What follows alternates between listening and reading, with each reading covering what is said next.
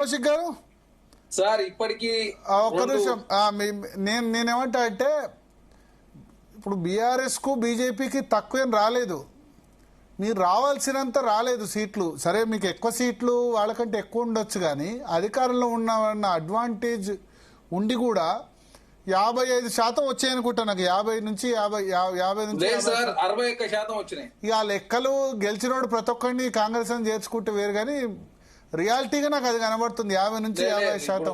అదే లెక్కలు ఉన్నాయి కాబట్టి ఖమ్మంలో 3 మంత్రులు ఉన్నా సరే రిజల్ట్ బీఆర్ఎస్ బాగుంది. ఎక్కడ సార్? ఖమ్మంలో 3 మంత్రులు ఉన్నా రిజల్ట్ బీఆర్ఎస్ బానే ఉంది.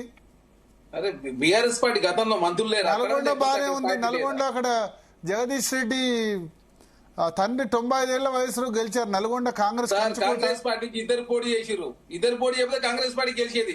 పోయినసారి సిట్టింగ్ స్థానం కాంగ్రెస్ పార్టీది, అల్ల నుంచి విడిపోయిన గ్రామం కాంగ్రెస్ పార్టీ గెలిచింది. మరి అట్లా ఏమో అంటే ఇప్పుడు నాకు 2020 ఎన్నికల్లో కేసీఆర్ క్లీన్ స్వీప్ కొట్టారు. దాదాపు 75 to 80% ఇప్పుడు అదే స్థానాలు వచ్చాయి. అట్లా రాలేదు మీకు. మేము అదే 50 నుంచి 50% దగ్గరగా కనబడుతుంది నాకు. అంతే 50%. అదే చెప్తున్నాం సార్, ఇక్కడ చాలా స్పష్టంగా 50% దగ్గరలో ఉన్నారు. అంతే 50% కూడా వచ్చేయలేవు. అదే కాంగ్రెస్ పార్టీగా మేము ఒకటే చెప్తా ఉన్నాం, ఏంటంటే గతంలో కేసీఆర్ గారి ప్రభుత్వంలో 90% వాళ్ళే గెలిచిన స్థానాలు వాళ్ళు కోల్పోయారు. మేము కోల్పోడు కాదు, ఇప్పుడు వాళ్ళు కోల్పోయి దాదాపు 60% సీట్లు బీఆర్ఎస్ పార్టీ కోల్పోయిన పరిస్థితి మనం చూస్తా ఉన్నాం. ఎందుకంటే మేము ఎమ్మెల్యే ఎలక్షన్ లో 64 స్థానాలు గెలిచినాం. తర్వాత 2 బై ఎలక్షన్ లో కాంగ్రెస్ పార్టీ బలం 66 పోయింది. అంటే దాదాపు మాకు 55.62% ఆ ఎమ్మెల్యేలో తర్వాత సీటు గెలిచిన పరిస్థితి. తర్వాత 4 ఎంపీల నుంచి 8 ఎంపీలు, అంటే 4 ఎంపీలు పెంచుకున్న పరిస్థితి మనం చూసినాం. తర్వాత ఇప్పుడు 8 ఎంపీలు పెంచుకోవడం ఏంది? అధికారంలో మీరుండి సార్, అధికారం అనేది అధికారులు ఉన్న బీఆర్ఎస్ అధికారం నుండి మీరు అధికారం నుండి 8 ఎంపీ సీట్లను మీరు గెలిస్తే మీరు దాన్ని విక్టరీగా భావిస్తే ఎట్లా? మరి అంతే కదా సార్, బీజేపీకి 8 మీకు 8 వస్తే అట్లా ఉండదు కదా. మరి అంత మంచి పర్ఫార్మెన్స్ అయితే మీ పార్టీ మీ హైకమాండ్ ఎందుకు మీ మీద వేసింది? హైకమాండ్ తెలంగాణలో పూర్ పర్ఫార్మెన్స్ అని కమిటీ ఎందుకు ఫామ్ చేశారు? లేదండి, ఇప్పుడు ప్రధానం గుర్తుపెట్టుకోవాలి, 4 స్థానాలు గతంలో ఉంటే 2019 ఎలక్షన్ లో 4 యాడ్ అయి 8 అయింది. అదే భారతీయ జనతా పార్టీ 5 ఉంటే 3 యాడ్ అయింది. మరి అట్లాంటి కేంద్రంలో వాళ్ళు 5 లేరు వాళ్ళు. ఒక్క నిమిషం, వాళ్ళు 4 ఉండే. వినండి చరణ్ కౌశిక్ గారు, మీరు 3 ఉండే 8 అయినారు, వాళ్ళు 4 ఉండే 8 అయినారు 2019 లో. వాళ్ళు 5 లేరు, వాళ్ళు 4 అరవింద్, బండి సంజయ్, కిషన్ రెడ్డి, ఆదిలాబాద్ సోయం బాపురం 4 గెలిస్తే 8 మంది అయినారు. మీరు 3 రేవంత్ రెడ్డి, కోమటిరెడ్డి వెంకటరెడ్డి, ఉత్తమ్ కుమార్ రెడ్డి ఉంటే 8 అయినారు. మాకు 5 పెరిగినాయి. అదే చెప్తున్నాము, 4 నుంచి 5 పెరిగి 8 అయినా మేము.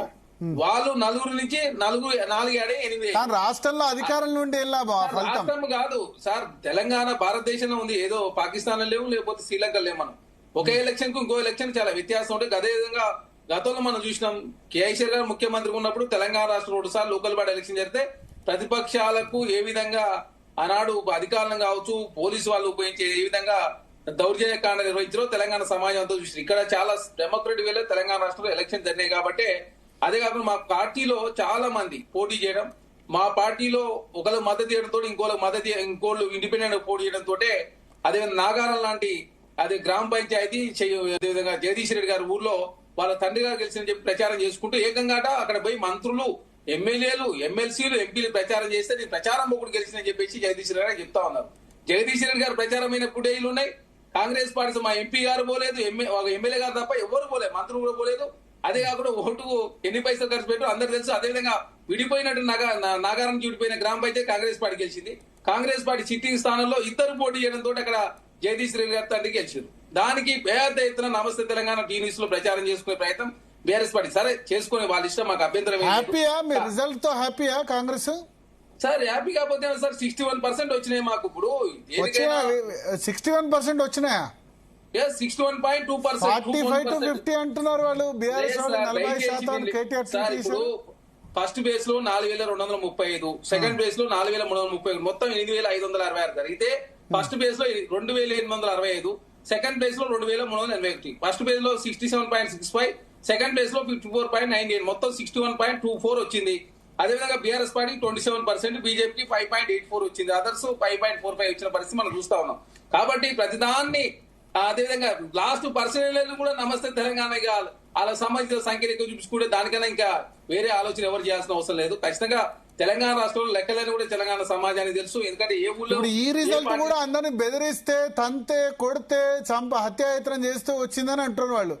ఇవాళ కామారెడ్డిలో అయితే మనం చూసాం, ఆ ట్రాక్టర్ ఓడిపోయిన వ్యక్తిని ట్రాక్టర్ తో దొక్కిచ్చారు.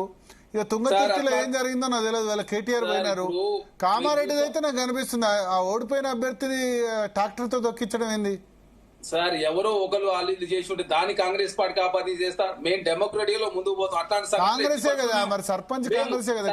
ఒప్పుకోమది వాళ్ళు అదేదో సంఘటన తీసుకొని ఓడిపోయినా తొక్కిచ్చి లాభం ఏంది? గెలిస్తే ఓకే గానీ, తప్పు అవన్నీ మేము దాన్ని ఎట్టి పరిస్థితుల్లో గెలిస్తే కోపం అంటే ఓకే గానీ, ఓడిపోయిన తర్వాత కూడా ఎందుకు కక్ష? ఎవరు చేసినా తప్పే అని చెప్పి మేము ఎట్టి పరిస్థితుల్లో మేము దాన్ని ఒప్పుకోము. కాంగ్రెస్ పార్టీ అనేది హింసా రాజకీయాలు కావచ్చు, హత్యా రాజకీయాలు కావచ్చు, దౌర్జన్య కానీ మేము ఒప్పుకోము. ప్రజాస్వామ్యబద్ధంగా ఉండాలని కోరుకున్నాం. కాబట్టి మీరు చూస్తా ఉన్న గ్రామాలకు సంబంధించి చాలా డెమోక్రటిక్ ఎలక్షన్ జరిగినాయి. అదే కాక మా పార్టీ నుంచి 2-3 పోటీ చేస్తే మేము దాన్ని సంధానించే ప్రయత్నం కూడా చేయలేదు. ఎందుకంటే చాలా సంవత్సరాలు మన పార్టీ ఉన్న వాళ్ళ మధ్య పోటీ జరగని, పోటీ అనేది పోటీలో ఎవరైనా గెలుస్తారని చెప్పి భావించినాం. కాబట్టి చాలా స్థానాలు ఇంకా గెలవాల్సి ఉండే. మేము దాదాపు ఎక్కువ స్థానాలు గెలిచే అవకాశం ఉన్నప్పుడు కూడా మా పార్టీలో ఇంటర్నల్ అదేవిధంగా ఎక్కువ మంది పోటీ చేయడంతో కాంగ్రెస్ పార్టీ నష్టం జరిగినమాట వాస్తవం. అది చాలా ఏకంగా బీఆర్ఎస్ పార్టీ సంబంధించినటువంటి ఎవరైతే 10 మంది విడిగా ఉన్నారో అక్కడైతే ప్రధానంగా కాంగ్రెస్ పార్టీ సంబంధించి ఇద్దరి మధ్య పోటీతోటి ప్రధానంగా బీఆర్ఎస్ పార్టీ గెలిచిన పరిస్థితి మనం చూసినాం.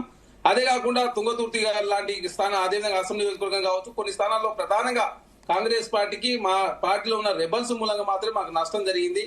దానిలో భాగంగా ఈసారి కూడా రెబల్స్ సంఖ్య కూడా చాలా గణనీయంగా పెరిగిన పరిస్థితి మనం చూస్తా ఉన్నాం. కాబట్టి కాంగ్రెస్ పార్టీగా డెమోక్రటిక్ వల్ల ముందుకు పోయే ప్రయత్నంలో మేము ముందుకు పోతా ఉన్నాం. ఇక భారతీయ జనతా పార్టీ చెప్తుంది వాళ్ళకి తెలంగాణ రాష్ట్రంలో వాళ్ళు ఆదిలాబాద్ ఎంపీ వాళ్ళే, నిజామాబాద్ ఎంపీ వాళ్ళే, కరీంనగర్ ఎంపీ వాళ్ళే, చేవెల్ ఎంపీ వాళ్ళే, మహబూబ్నగర్ ఎంపీ వాళ్ళే.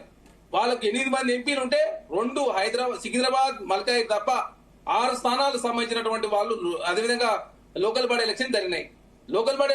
అదేవిధంగా 3 ఎమ్మెల్సీలు ఉన్నారు. అదే కాకుండా ఒక రాజ్యసభ సభ్యులు ఉన్నారు, 8 మంది ఎమ్మెల్యేలు ఉన్నారు. అదే కాకుండా 2 కేంద్ర మంత్రులు. కానీ వాళ్ళకి సంబంధించినటువంటి వాళ్ళు సరైనటువంటి క్యాండిడేట్లు పెట్టకపోవడం, ఎలక్షన్లు పట్టించుకోకపోవడం మూలంగా ప్రధానంగా అది బీఆర్ఎస్ పార్టీ లాభం జరిగింది. ఎందుకంటే మొన్న జరిగినట్టు లోకల్ బాడీ కావచ్చు, అదేవిధంగా గ్రాడ్యుయేట్ టీచర్స్ ఎలక్షన్ లో బీఆర్ఎస్ పార్టీ పోటీ చేయకపోవడంతో 3 పార్టీలు ఓట్లు చేసినప్పుడు ఖచ్చితంగా అది కాంగ్రెస్ పార్టీ లాభం జరుగుతుంటే, 3 పార్టీలు లేకుండా ఎక్కువగా భారతీయ జనతా పార్టీ సంబంధించినటువంటి బీఆర్ఎస్ పార్టీ అభ్యర్థి లేకపోవడంతో ప్రధానంగా Bharatiya Janata party vote shift అవడం జరిగింది. అప్పుడు ఇప్పుడు భాజపా సరిగా పట్టించుకోకపోవడం మూలంగా బీఆర్ఎస్ పార్టీ ఓటు షిఫ్ట్ అయినాయి. అదే కాకుండా మా రెబల్స్ మూలంగా కాంగ్రెస్ పార్టీ నష్టం జరిగినట్టు మేము భావిస్తా ఉన్నాం. కాబట్టి ఏదేమైనప్పటికీ ప్రజాస్వామ్యంలో 80% ఉన్నటువంటి బీఆర్ఎస్ పార్టీ సంబంధించిన సర్పంచులు ఇప్పుడు 27% మాత్రం పరిమితమైన కాంగ్రెస్ పార్టీకి ఆ గతంలో ఉన్నటువంటి పరిస్థితి పెద్ద ఎత్తున గణనీయంగా పెరిగింది. కాబట్టి ప్రజాస్వామ్యంలో గెలుపోవడం సహజం. ఒక ఎలక్షన్ కు ఇంకో ఎలక్షన్ కు కొంత పోలిక ఉండదు. ఇంకో ఎలక్షన్ కు రెఫరెండంగా కూడా మనం భావించలేం. కాబట్టి పరిస్థితుల ఆధారంగా మాత్రం ఎలక్షన్ జరుగుతాయి. అదే కాకుండా ఇక్కడ గుర్తులు కూడా లేని పరిస్థితి మనం చూస్తా ఉన్నాం. కాబట్టి తెలంగాణ రాష్ట్రంలో కాంగ్రెస్ పార్టీగా కోర్టు చెప్పడంతో మాత్రం తెలంగాణ రాష్ట్రం ఎలక్షన్ నిర్వహించడం, కోర్టు చెప్పింది కాబట్టి ఈ నెల చివరి వరకు ఎలక్షన్ నిర్వహిస్తామని చెప్పి నవంబర్లో చెప్పినాం. దాని ప్రకారం తెలంగాణ రాష్ట్రంలో ఎలక్షన్ నిర్వహించడం. అదే కాకుండా కాంగ్రెస్ పార్టీ కూడా ఎందుకు మేము బీసీలకు సంబంధించిన 42% రిజర్వేషన్ ఇవ్వలేకపోయినా చాలా స్పష్టంగా ప్రజలు కూడా వివరించడం. కేంద్రంలో భారతీయ జనతా పార్టీ నరేంద్ర మోడీ గారి ప్రభుత్వం ప్రధానంగా సహకరించడం పోవడం మూలంగానే 42% రిజర్వేషన్ 63% గెలిచామంటారు. గెలిపించారు 64% వర్సెస్ 27%. 61% సార్, 64%. 61% వర్సెస్ 27. 61.24.